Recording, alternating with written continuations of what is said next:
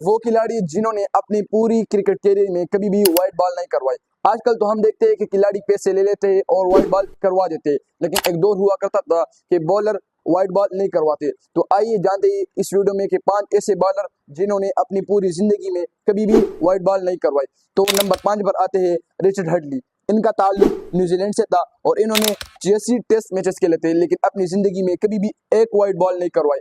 Number 4 पर आते हैं एन बोथम। इनका ताल्लुक इंग्लैंड क्रिकेट टीम से था और इन्होंने 102 टेस्ट मैचेस खेले थे, लेकिन अपनी जिंदगी में कभी भी एक व्हाइट बॉल नहीं करवाए। नंबर 3 पर आते हैं डेनिस लिली। इनका ताल्लुक ऑस्ट्रेलियन क्रिकेट टीम से था और इन्होंने 70 टेस्ट मैचेस खेले थे, लेकिन अपनी जिंदगी में कभी भी एक व्हाइट बॉल नहीं करवाए। नंबर 2 पर आते हैं फ्रेड ट्रूमैन। इनका ताल्लुक इंग्लैंड क्रिकेट टीम से था और इन्होंने 67 टेस्ट मैचेस खेले थे, लेकिन अपनी जिंदगी में कभी भी एक व्हाइट बॉल नहीं करवाए। नंबर 1 पर आते हैं हमारे पास इमरान खान। इनका ताल्लुक पाकिस्तान क्रिकेट टीम से था और इन्होंने भी अपनी पूरी जिंदगी में कभी भी एक ही व्हाइट बॉल नहीं करवाए।